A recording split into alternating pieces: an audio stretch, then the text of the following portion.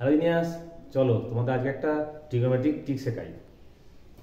If 3 sin theta plus 4 cos theta সমান 5, find sin theta cos theta। তো sin theta এখন কত লিখবে? 3 divided by 5, 3/5, and cos theta 4 divided by 5, 4 divided by 5। কি very interesting না? চলো দেখি কিভাবে আসছে।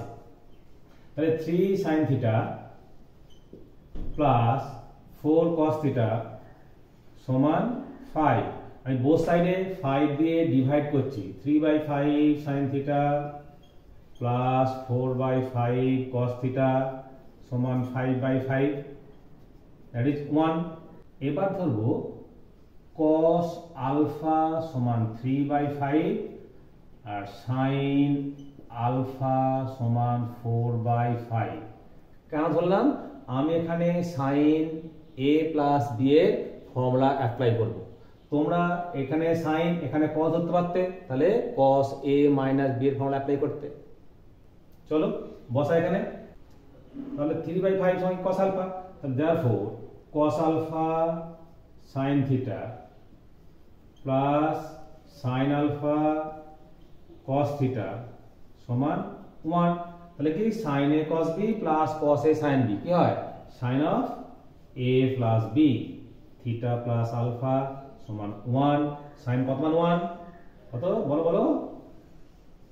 90।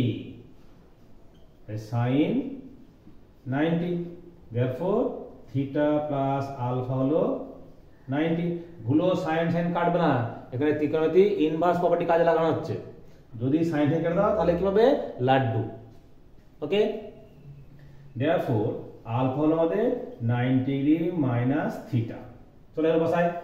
cos আলফা কত? 3/5, আলফা কত? 90 ডিগ্রি মাইনাস থিটা, তাহলে 90 ডিগ্রি মাইনাস থিটা সমান 3/5। cos 90 ডিগ্রি মাইনাস থিটা মানে কি হয়? sin থিটা পূরক কোণে, তাই sin থিটা হলো 3/5 হলো। সিমিলারলি এখানে বসাবে cos থিটা হবে 4/5। চলো তোমাদের একটা হোমওয়ার্ক দিই। 5 sin থিটা প্লাস 12 cos থিটা সমান 13 হলে sin থিটা কত, cos থিটা কত? ওকে, কি ভেরি ইন্টারেস্টিং না? Okay, thanks for watching my video.